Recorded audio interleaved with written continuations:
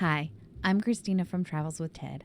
I've lived in an RV for 9 years, and today in this RVing for Beginners course, I'm going to teach you everything you need to know before your first camping trip, or everything you should have learned before your first camping trip. Let's dive in. Let's start by defining what an RV is.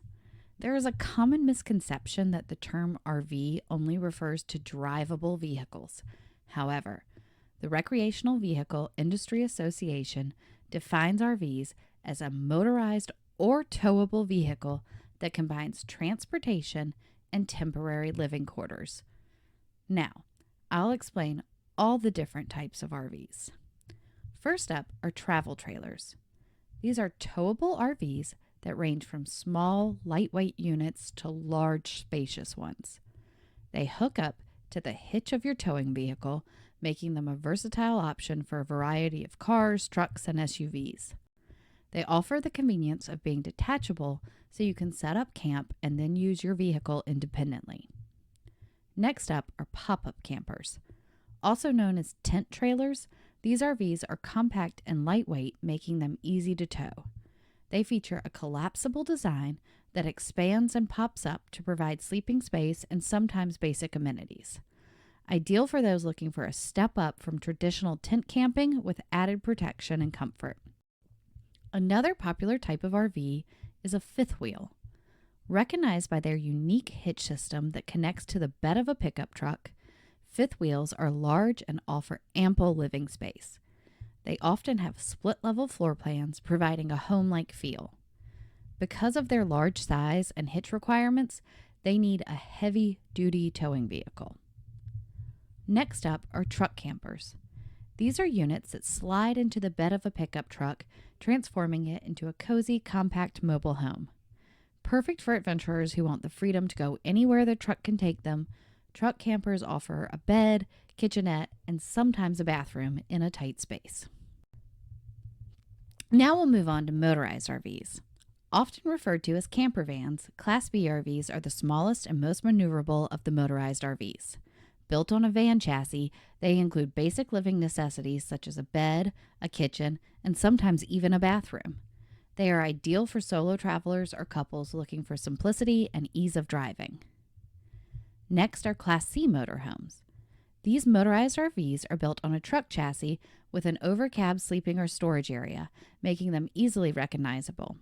They offer a balance between the larger Class A and the smaller Class B, providing more space and amenities while still being relatively easy to drive. They're suitable for families or those wanting a bit more comfort on the road. Finally, we have Class A motorhomes, the largest and most luxurious of the motorized RVs. Class A motorhomes are like rolling homes with full-size amenities such as spacious living areas, full kitchens and bathrooms, and often additional features like entertainment systems and slide-outs for extra space. They require a larger investment and are best for long-term travelers seeking maximum comfort. This glossary includes many common RV terms that you are likely to read about or hear at the campground. If you have heard any other RV terms you want explained, drop them in the comments. Boondocking. Dry camping without hookups in the wilderness. Bumper pool. A term for travel trailers towed using a ball hitch mounted to the rear of a tow vehicle. Cockpit. The front area of a motorhome RV where the driver and passenger seats, steering wheel, and controls are located. Coupler. The part of a trailer that connects to the hitch ball. Dry camping. Camping without any water, electric, or sewer hookups. Dump station. A designated area where RVers can safely and legally empty their gray and black water tanks into a sewer system. Honey wagon. A truck or trailer with a large tank, a pump, and hoses designed for waste removal. Using the pump, it quickly empties the black and gray holding tanks into its own portable tank. Hookups. Water, electric, and sewer connections for RVs. A full hookup campsite has all three. House battery. The battery that powers the 12-volt electrical system in an RV. Leveling. the act of positioning an RV and camp to be level from side to side and front to back, achieved by driving the RV onto leveling blocks and/or using built-in leveling jacks. Park model. An RV designed to be permanently parked in one place. Pull-through. A campsite with roads on either side so campers can drive into the site and exit the site without having to back up. Great for new RV drivers. Shore power. Electricity provided to the RV by an external source, usually a campground hookup. Slide outs. Room extenders in an RV that create additional interior space when the RV is not in transit. Towed. A vehicle towed behind a motorhome RV. Toy hauler. A travel trailer or fifth wheel RV built to carry toys such as motorcycles and ATVs. Many toy haulers have a rear garage with a ramp for loading toys. Underbelly. The bottom surface of an RV. An enclosed underbelly has an additional layer of protective material. RVs have two types of electrical systems, 12-volt DC power and 120-volt AC shore power. First, let's talk about the 12-volt power. Because RV owners want to use equipment while traveling or camping without shore power or a generator, the 12-volt DC power system is the primary power system used in an RV. This system powers essential items like your RV's lights, water pump, fans, and even some RV refrigerators and TVs. It runs off batteries, which means you can use these features even when you are driving or parked away from any external power sources. The battery gets recharged in a few ways: by your RV's engine while you are driving, through solar panels if you have them installed, or by plugging into shore power, which also powers the 12-volt system indirectly. RVs come equipped with a device called a converter. The converter's job is to take the 120-volt AC power from the shore power and convert it into 12-volt DC power to charge the battery. This ensures your 12-volt systems run smoothly when you are plugged into campground shore power. When you park your RV at a campground and plug it into a power outlet, you are using what's called 120-volt AC shore power. This is similar to the power you use at home and allows you to use larger appliances that need more power, like air conditioners and microwaves. To use shore power, you'll connect your RV to an electrical hookup available at many campgrounds using a power cord that will come with your RV. This not only powers your appliances, but also charges your RV's batteries, keeping the 12-volt system up and running. While camping off-grid, you might still want to use household appliances that need AC power even when you're not plugged in. This is where an inverter comes into play. An inverter takes the 12-volt DC power from your RV's battery and converts it to 120-volt AC power. Inverters are not standard in all RVs. If you plan to dry camp frequently, you may want to consider buying an RV with an inverter. Most RVs come equipped with either a 30 amp or 50 amp electrical system. This rating determines the type of shore power plug and the amount of electricity your RV can draw from a shore power source. Most small RVs will have a 30 amp system. This system typically has enough power to run a single air conditioner and a few other appliances at the same time. You'll recognize a 30 amp plug by its three-prong design. A 50 amp system can supply more power and is typically used on larger RVs that have multiple air conditioners and more appliances. With a 50 amp RV, you can run more electrical devices at the same time without worrying about overloading the system. These plugs have 4 prongs. Some RV parks only offer a 30 amp or a 50 amp outlet. Therefore, it's essential for RVers to carry adapters that enable compatibility with both types. However, using an adapter does not increase the RV's capacity to handle electricity. A 50 amp RV using a 30 amp adapter must adhere to the 30 amp limit to avoid overloading the circuit. Similarly, If a 30 amp RV is plugged into a 50 amp outlet using an adapter, the RV system is still limited to 30 amps of usage. RV holding tanks are exactly what they sound like. They are tanks in your RV that hold water and waste. There are 3 types of RV holding tanks: black water, gray water, and fresh water. Let's start with black water holding tanks. These tanks, also referred to as wastewater tanks, hold all the water, waste, and paper flushed down your RV toilet. Next up are gray water tanks. These tanks hold the water from your sinks and shower. Many larger RVs have 2 gray water tanks to hold water from different areas of the RV. Both black and gray water tanks must be emptied into a dump station, which is a place where RV waste can be safely disposed into a sanitary sewer system. Full hookup RV campsites include a private sewer hookup, and public dump stations can often be found at campgrounds, rest areas, and truck stops. The last type of RV holding tank is a freshwater tank. This tank holds potable water that can be used through the RV's sinks and showers. When parked at a campsite with a water hookup, campers do not need to use the fresh water tank. At these campsites, the water will flow directly from the campground's water connection into the RV's plumbing lines. If RVers will be camping in a site without a water hookup, they can connect a drinking water hose to their fresh water fill to fill the tank.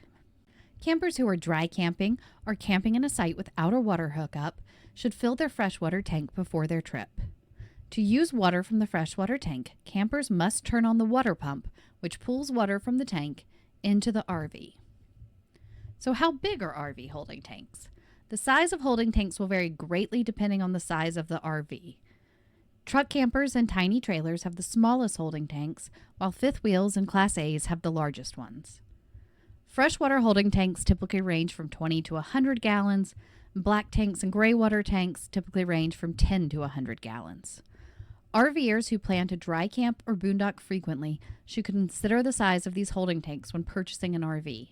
The smaller the tanks, the less water you can carry, and the sooner you will fill up the black and gray tanks and need to drive to a dump station.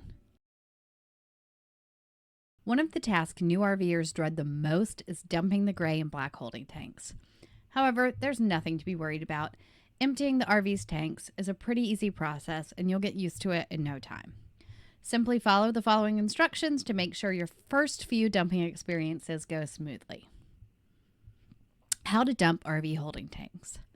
Start by putting on gloves. While you will not be touching any waste, you will be handling hoses that contain waste, so it's best to cover your skin to prevent any nasty incidents. Then, hook up your hose. Connect your sewer hose to the RV drain and the dump station. You will need an elbow connector to ensure the wastewater does not spill while dumping. I also recommend connecting a gate or reverse flush valve with a clear section to the RV end of the sewer hose. This clear tube will allow you to confirm that the tank has been properly cleaned. Next, empty the black tank. Pull the valve for your black tank and let the water run out until you no longer hear or see anything flowing. Then close the black tank. Then pull the valve on your gray tank and let it empty until you no longer hear or see anything flowing. Then close the gray tank. Repeat if you have a second gray tank. Now your tanks have been dumped, but you are not finished. You still need to flush the black tank. Connect a garden hose, not your drinking water hose, from a water source, like the city water connection at your campsite, to the black tank flush valve on your RV. Open the black tank valve and turn on the water to full pressure. Let the water run until the water flowing out is clear and free of any paper. Finally, treat the tanks. Place a holding tank treatment tab in your toilet bowl and flush along with a full bowl of water. Skip this step if the RV is going into storage and you want a dry tank. As you can see, dumping the tanks is pretty easy, but there are a few additional best practices to follow to ensure your tanks stay clean. First, always start with water. Never use the bathroom in your RV when the black tank is empty. Before using an empty tank, fill the toilet up with water and flush it down several times so water covers the bottom of the tank. Don't dump the tank until it's at least 3/4 full. If you need to dump before the tank is filled, you can flush water into the toilet to fill it up. If there's not enough water in the tank, it won't drain properly. More water is always better. When using an RV toilet, more water is better. Fill the bowl up halfway with water before using the bathroom, and after using the bathroom, flush the toilet for at least an additional 10 to 15 seconds to ensure you have more water than solid waste in your tank. Use the right toilet paper. Only human waste and septic-safe toilet paper should go into your toilet. Many stores sell special RV toilet paper, but any one-ply, septic-safe toilet paper that easily dissolves in water should be RV safe. We use the Scott 1000 brand. Always empty the black tank first. Draining the gray tank last uses the water in the gray tank to rinse the drain lines and sewer hose. Today I'm going to show you how to use an RV toilet. Just kidding. But in all seriousness, if you are new to RVing, there are some things you should know before using the potty in your RV. Let's start with the setup. Before using the toilet, you need to close the black tank and put some water in it. The easiest way to put water in the black tank is to just flush it down the toilet. Most RV toilets have a foot pedal flush, so just hold that down with your foot. Then you also want to add tank treatment, which will help break down solid waste and toilet paper. You don't need to add this treatment every time you use the bathroom, just after emptying your black tank. When you need to use the bathroom, if you need to go number 2, start by filling the bowl halfway up with water. On most RV toilets, you can do this by holding the foot pedal halfway down. Then, go potty. Once you have done your business, hold the flush pedal all the way down for 10 to 15 seconds to make sure plenty of water goes down with the waste. Some RV toilets also have a sprayer to clean the toilet bowl. If you don't have one, just keep a normal household toilet brush in your bathroom. Make sure the toilet paper you use is single-ply, septic-safe, and quickly dissolves in water. And that's it! Let's start with when to use the freshwater tank. When you are connected to a campground water hookup, you do not need to use the freshwater tank. Instead, the water is drawn straight from the water spigot into your RV. However, when you are dry camping without hookups, you need to fill the freshwater tank with potable water to use when camping. Many RVers also fill the freshwater tank partially on travel days so there is water to use the bathroom. So, how do you fill your freshwater tank? It's pretty easy. Simply connect a garden hose to any potable water source and then connect the other end of the hose to your freshwater fill. If you have a panel like this, the fresh water fill is the same as your city water connection. You just turn the knobs to the fill setting. Or you may have a separate fresh water fill like this one on the side of your RV. We recommend using a water flow meter so you know exactly how much water you are putting into your tank. Most RVs have a freshwater overflow, so you won't flood your RV if you overfill the tank. Consult your owner's manual to locate your overflow valve and keep an eye on it when filling the tank. When traveling with a full freshwater tank, it is important to consider the added weight. A gallon of water weighs 8.34 pounds, so a full 30-gallon freshwater tank adds 250 pounds of weight to your RV. If you are already close to your tow capacity, this can be significant. If you need to fill your freshwater tank near your campsite, you can use iOverlander. The website provides detailed information on water fill stations for RVers. In order to actually use the water in your freshwater tank, your RV's water pump must be on. Your RV will have a switch to turn the water pump on and off. When the water pump is off, no water will come out of your faucets. When the pump is on, it will draw water from the tank to the faucets. I recommend turning the water pump off when you are not actively using water so you can't accidentally turn on a faucet and use up all your water. Remember, you only use the pump when you're using the fresh water tank, not when you're connected to a campground water source.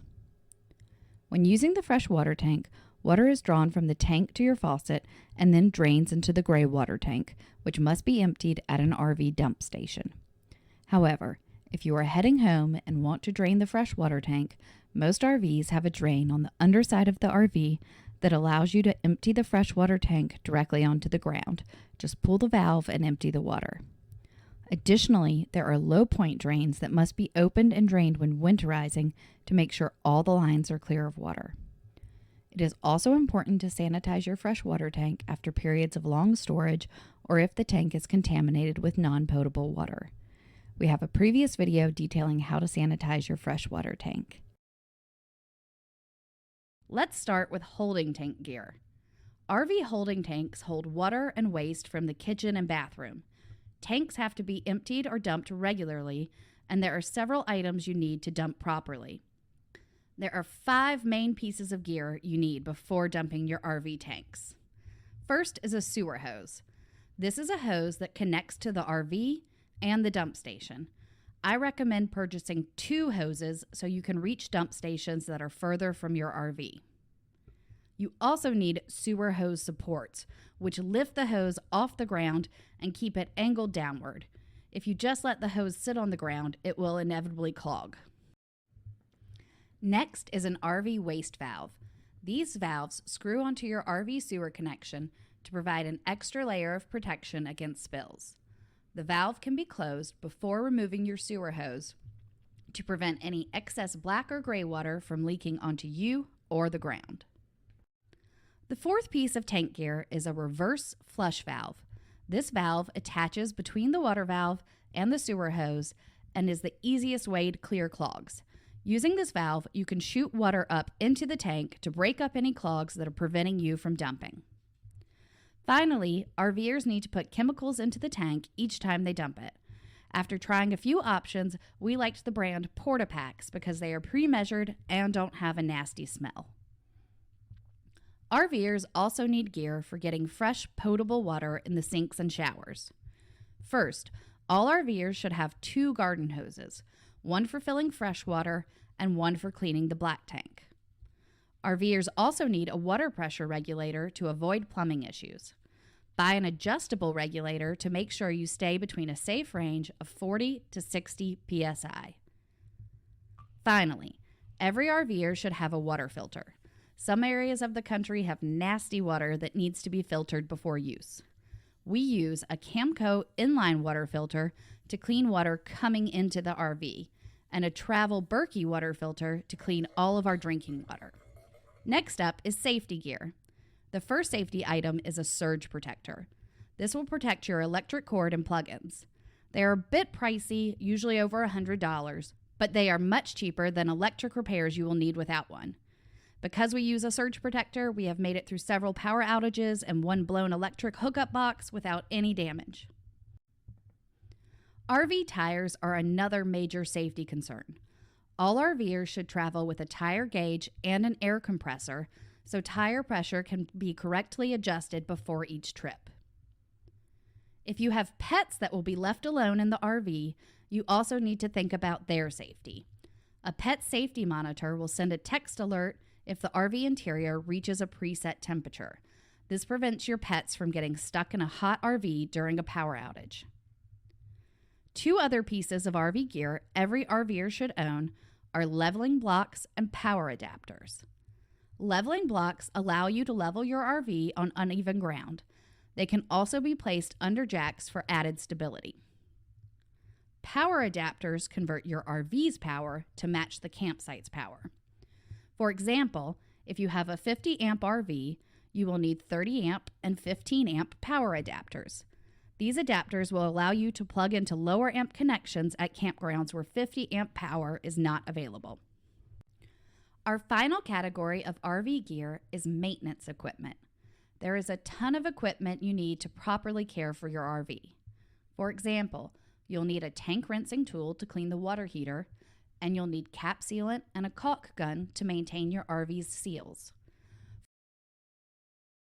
For even parking on the campsite, we do 3 things. First, we discuss where we want to park the RV, considering the slope of the site and the location of the hookups. Then we plug in our surge protector to ensure there are no problems with the RV power pole and check that the water hookup works. Then we pull our back end into the site and start the setup process by leveling the RV from side to side. If the site is not level, we pull up on leveling blocks to adjust the RV. Once the RV is level from side to side, we chalk the wheels. Then we unhitch the trailer and move the truck out of the way. Next, we level the trailer from front to back by moving the tongue jack up or down. Once the trailer is fully level, we put down the stabilizer jacks. We place blocks under each jack so we don't have to fully extend the stabilizers. Now, I head inside. I check under the slide to make sure nothing rolled under it during travel. Then I put the slide out. Back outside, I connect all of the hookups. I plug in the power cord and surge protector with the breaker off. Once the cord is connected both to the RV and the power pole, I turn the breaker on. Then I connect the water to our city water connection using a water pressure regulator to make sure I do not damage the RV water lines. Once the water is turned on, I go inside and slowly open both the hot and cold water faucets to clear air from the lines. Once water is flowing smoothly, the faucet can be turned off. On my way back outside, I turn on the water heater. Then I set up the sewer hose using supports to ensure it flows down and an elbow connector to ensure it fits securely in the sewer outlet. Then I turn on our propane and we're ready to start having fun. Dry camping is simply camping in your RV without any hookups. Some people use the terms boondocking and dry camping interchangeably, but boondocking usually refers to dry camping on undeveloped land. In simple terms, boondocking is when you find a place in nature outside of developed campgrounds to park your RV. Common boondocking locations include forest, beaches, and public lands managed by the U.S. Forest Service or the Bureau of Land Management. In this RVing for Beginners video, we'll provide an overview of things to know before your first dry camping or boondocking trip. We recommend keeping your first dry camping trip to just a couple of days so you can practice power and water management. First, how do you find boondocking locations? We use the websites and apps Compendium and iOverlander to find boondocking locations. Both of these websites include reviews from real campers. On iOverlander, simply enter the location you want to camp in and search for wild camping. Then you can see details, reviews, and photos for all the boondocking areas near that location. Next, let's talk about how to conserve water while boondocking. When boondocking, campers do not have access to a water source to fill their fresh water tank or a dump station to empty the gray and black water tanks. Therefore, to extend a boondocking trip more than a couple of days, campers need to restrict their water usage. Here are several ways to use less water in your RV. First, limit showers. Showers use more water than any other daily activity. Therefore, showers need to be extremely limited when boondocking. A typical RV shower produces 1.5 gallons of water per minute, which means a 10-minute shower could easily fill up a third of your gray water tank. If you are only boondocking for a short time, use the RV shower, but only take Navy showers. Navy showers are a method of showering where you turn off the water while lathering with soap and only turn on the water when rinsing. Most RVs have a quick on-off button on the shower head to make it easier to take these types of showers. For campers trying to boondock for several days without dumping or filling water, avoid taking showers in the RV. Instead, shower outside in natural water sources or use a portable shower bag. When showering outside, only use biodegradable soap. 2. Wash dishes efficiently. Washing dishes is another activity that uses a lot of water in a short amount of time. One effective method for saving water is to wipe dishes down with a rag before washing. As long as you avoid messy meals that cake plates and pans, this method can accomplish 90% of the washing without any water. Then, instead of washing dishes under running water, collect a small amount of hot water in a bucket or pan and use that water to wash all of your dishes. 3. Prepare your food before the trip. Another way to wash less dishes is to prepare food at home before your RV boondocking trip. While you will still use dishes for eating, there won't be any dirty pots, pans, and utensils from food prep. 4. Bring extra jugs of water. To save the water in your fresh water tank, bring extra jugs of water to use for drinking and rinsing hands. Make sure to purchase BPA-free food-grade containers if you plan to drink the water. And 5. Turn off all unessential appliances. Many modern RVs include luxury appliances such as washing machines, ice makers, and dishwashers. However, all of these appliances also use large amounts of water. While these features may be great to use when staying at an RV park, they should be turned off when boondocking. Next up is how to power your RV while boondocking. Boondockers need to consider their available power sources before heading off into the wilderness. There are plenty of power options for boondockers, but they do require planning. As we reviewed in a previous lesson, RVs have two electrical power systems. The first is the 12-volt DC power system, which is powered by the RV's battery. When boondocking, RVers need to minimize their use of electricity in order to prevent the battery from dying. Second, there is the 120-volt AC power system, similar to the electrical system found in homes. 120-volt AC power will only work when plugged into shore power, when using a generator, or when the RV has an inverter to convert 12-volt power. How careful you need to be with your power usage will depend on your RV and your power sources. But unless you have a huge off-grid power system, you will need to conserve power to prevent killing the battery. 1. Turn the lights and everything else off. The easiest way to use less electricity and conserve battery power is to keep everything off until you absolutely need it. For example, lights should never be on during the day, and they should only be on at night when you are awake and inside the RV. Also, keep the water pump off unless you are actively using water. Turn it on before using the bathroom and turn it off as soon as you are finished. If your RV has an inverter, turn it off when you are not using any 120-volt DC systems. The inverter will continue to drain the RV battery if it is left on. 2. Boondock in mild weather. Camping in mild weather when heating and cooling systems are unnecessary makes boondocking so much easier. Air conditioners utilize a huge amount of power and cannot be run without 120-volt power. If you want to run your AC units while boondocking, you will need a generator or other upgraded power system. Consider purchasing battery-powered fans to use instead of an AC. RVers also have to be careful heating their RV while dry camping. While the RV furnace typically runs on propane, the furnace's fan does utilize a significant amount of electricity. 3. Bring a portable power station. One of the best ways to save your RV's power is to pack another power source. Portable power stations, such as the Jackery, allow you to use any electrical appliance or device. These devices are perfect for campers who need to charge their laptops and phones to work remotely. Now, let's talk about options for maximizing power while boondocking. In addition to conserving power, campers who want to boondock regularly should consider adding additional power sources to their RV. Here are 3 ways to maximize your power capacity for RV boondocking. 1. Upgrade your RV batteries. Most RVs come equipped with a lead-acid house battery. The amount of times these batteries will stay charged depends on the specific type of battery, age of the battery, and whether the battery has been properly maintained. However, the majority of these lead-acid batteries won't last more than a couple of days boondocking without being charged. Therefore, many frequent boondockers choose to upgrade to more energy-efficient lithium-ion batteries that stay charged longer. 2. Use solar panels. Another way to make your battery power last longer while boondocking is to charge the battery. Solar panels are an easy and effective way to charge RV batteries as long as there is sunlight. 3. Use a generator. Generators allow RVers to be self-sufficient and power their 120-volt appliances without plugging into shore power. Many motorhomes and some travel trailers come equipped with onboard generators.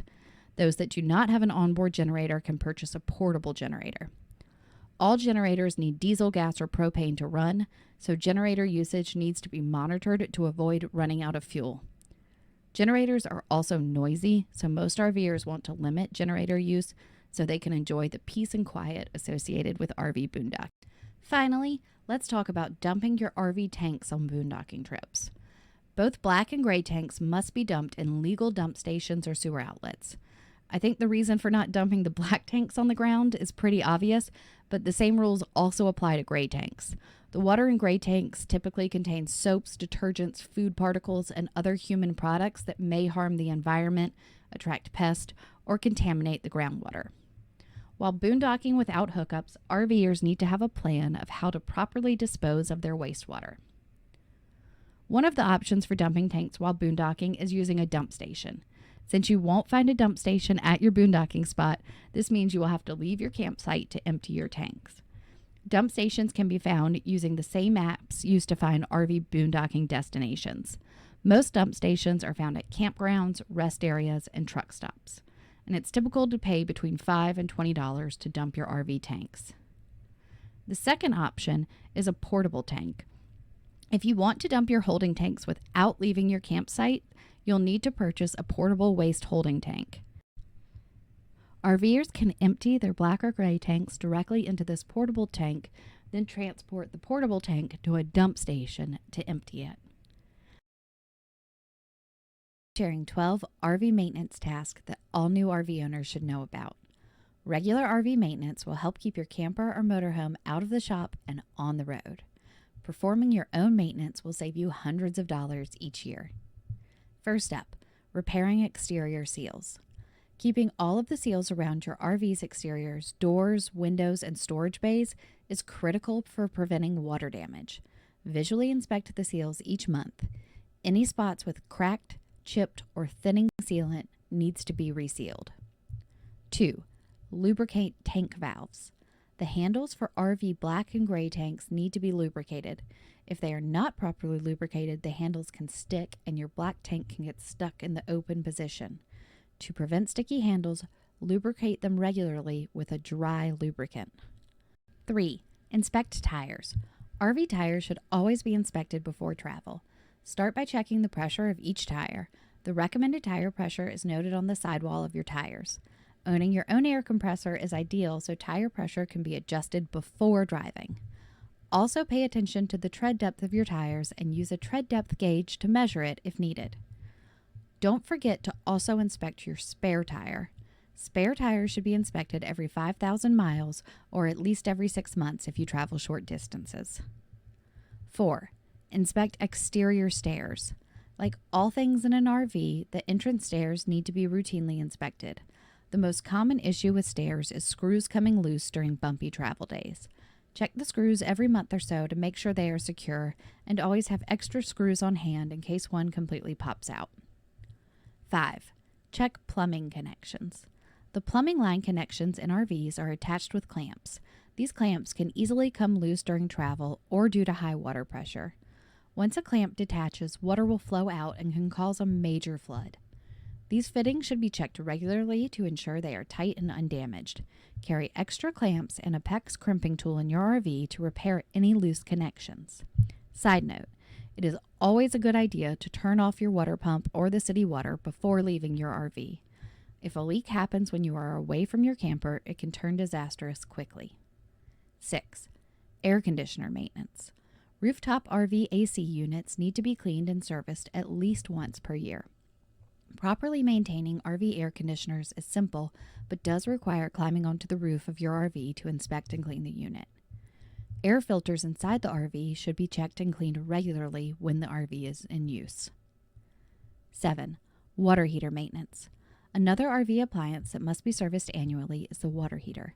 Water heaters should be cleaned at least once every year to flush out sediment that has built up and prevent damage. Cleaning your water heater is a simple process that most RV owners should be able to do on their own. 8. Furnace maintenance. RV furnaces should also be inspected and, if needed, cleaned annually. Furnace maintenance involves inspecting all the components for debris or obstructions and cleaning if needed. 9. Inspect safety equipment. All RVs should have both a fire extinguisher and a gas detector. RVs come with one of two types of fire extinguishers, rechargeable and disposable. If your fire extinguisher has a dial with a recharge and overcharge sections, it's rechargeable. Rechargeable extinguishers should be serviced every 6 years. Check with the local fire department to see if they offer this service. Disposable fire extinguishers have a dial that reads either full or empty. The fire extinguisher needs to be replaced if the dial points to empty. RV gas detectors also need to be replaced regularly.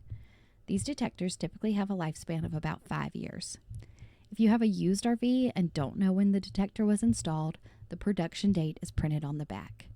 It's best to always have a replacement detector on hand so a new one can be installed as soon as the old one malfunctions. 10. Inspect the roof. You should inspect your RV roof at least once per season. However, full-time RVers or frequent travelers may want to inspect their roof every month. Visually inspect all seams on the edge of the roof and around vents, racks, and appliances. Look for cracks or voids in the seals and add lap sealant to any areas where seals are damaged or missing. Then, check the roof for cracks, tears, or bubbles. If there is major damage to the roof, take your RV into a service center for repairs. 11. Sanitize your freshwater tank. RV freshwater tanks also need regular cleaning. These tanks should be sanitized on new RVs before your first trip, annually after long periods of storage, and after any contamination. To sanitize your freshwater tank, simply empty the tank, fill it back up with a mixture of bleach and potable water, and let the solution sit for several hours, then thoroughly drain and flush the tank. 12. Recertify propane tanks. One RV maintenance item that must be completed by a professional is propane tank recertification. Portable propane tanks found on travel trailers and fifth wheels must be recertified every 10 years. To see when your tank was manufactured, check for a stamp near the top of the tank on the collar. The stamp should also state when the tank needs to be recertified, which is typically every 10 years. When it's time for recertification, head to AmeriGas or another propane dealer. We recently surveyed experienced RVers and asked them what's the number one thing they would tell new RV owners. These were the most popular responses. 1. Every RV will have issues. The most common response to our query was that every RV, whether it's new or used, will have issues and will need repairs. The experienced RVers emphasized that new campers should be prepared and have a sense of humor. One veteran camper said, "Things will break. No matter what you do, learn to fix stuff and carry a small set of tools. YouTube is your friend. Either learn to fix things yourself or prepare to spend a lot of money and wait." Some practical ways new RVers can prepare include having the right tools and protecting their RV with a quality extended warranty. 2. Your first trip should be close to home. Another common piece of advice from veteran RV campers was to stay close to home on your first trip. The first trip can serve as a shakeout trip to help new owners identify any potential problems with their RV. Of course, it is much simpler to handle problems if you are close to home and close to the repair shop. Staying close to home will also make your first trip less stressful and more fun. Some RVers even camped in their own yard before heading out on their first trip. 3. Read your owner's manual. Many of the longtime campers we surveyed emphasize the importance of learning about your RV and its features. One easy way to do this is to read the owner's manual from cover to cover. If your RV did not come with a hard copy of the owner's manual, it can usually be found online. Another common recommendation is to find and join your manufacturer's online forum, where you can connect with campers who own the same make and model. 4. Chalk the tires. One simple newbie RV mistake that can lead to disastrous results is not chalking the tires. Experienced RV owners want new campers to remember to always chalk their tires. RV tires should be chalked immediately after parking. For travel trailers and fifth wheels, tires should always be chalked before unhitching from the tow vehicle. One camper shared this story. "I almost lost our rig into a tree-filled ravine because I didn't chalk first. Scared me to death and I almost pooped my pants. Chalk, people." 5. Avoid a messy mistake. Learning how to dump the RV holding tanks is an important task for any new RVer. Emptying the RV gray and black tanks is simple, but any mistake can lead to a big mess. Experienced RV campers warned new RVers to slow down to avoid making messy mistakes. One RVer shared this specific advice. "Always, and I mean always, make sure the black tank is closed before you remove the septic cap at the dump station." Unfortunately, I speak from experience. I've recently asked my social media followers what's the worst piece of RV camping advice you've ever heard. Some of the answers were silly and some of them were shocking, but they were all true. So without further ado, here are the 5 worst pieces of camping advice I've ever heard. 1. Don't do it. The most popular response to our question was also the most ridiculous. Many campers replied that they were told not to buy an RV in the first place. There are certainly downsides to owning an RV. It's expensive and there's a lot to learn about proper maintenance, but RVing can also be one of the best and most affordable ways to travel the country. RVing isn't for everyone, but most people who love camping and travel also love RVing. Odds are, if RVing sounds appealing to you, you'll love it. The few campers I have spoken to who regretted buying an RV were talked into buying it by their spouse and were never really interested in the first place. 2. Leave your black tanks open. I'm always shocked at how often we see this rookie RV mistake at campgrounds. Some campers insist on leaving their black tanks open, and they are sharing this advice with other campers. Leaving your black tank open will accomplish 2 things. First, your neighbors will dislike you because your campsite will smell, and second, your black tank will eventually clog with a dreaded poo pyramid because you are not emptying it efficiently. To properly dump your RV black tank, a layer of water should always cover the bottom of the tank. This will help solid waste dissolve so it can flow out of the tank when dumping. The more water in the tank, the better. If your black tank is always open, there is never any water in the tank. 3. An F-250 will pull anything. An F-250 can pull most travel trailers and fifth wheels, but every truck has its limits. The maximum towing capacity of a 250 depends on the exact model, but it ranges from 13,800 pounds to 22,000 pounds. And there are plenty of fifth wheels that weigh over 13,800 pounds, especially when filled with stuff. For example, the largest Heartland toy hauler has a gross vehicle weight rating of 21,000 pounds. When purchasing a travel trailer or fifth wheel, it is super important to understand the weight ratings, know the total weight of your RV, and make sure your tow vehicle can pull that weight. Also know your cargo carrying capacity, or CCC, and do not overload your RV. 4. Pour bleach in the tanks before moving your RV. RV campers can use a small amount of bleach when sanitizing their freshwater tank. However, this camper was instructed by someone at the dealership to pour an entire gallon of bleach into her tank on travel days. This is terrible advice for many reasons. This advice is also an example of something I see all the time. RV salespeople often present themselves as RV experts even though they do not personally camp or own an RV. Before taking advice from anyone on the sales side of a dealership, ask them about their RVing experience. It is more common than you think for workers at RV dealerships to have no experience camping and no professional certifications related to RVs. 5. Don't go in the rain. I hate this advice. A little water should never ruin a weekend camping trip. For RVers, camping in the rain is even easier. Instead of hiding in your tent during a downpour, you can sit on the couch and watch a funny movie. As long as there isn't lightning or strong winds, campers can hang out under their awning or even go play in the rain. During hot summer camping trips, a walk in the rain can be quite refreshing. If you see a little rain in the forecast, pack your boots and jacket and head to the campground anyway. If you decide to skip your camping trip, the odds are the weather forecast will be wrong and you'll miss a sunny weekend in nature.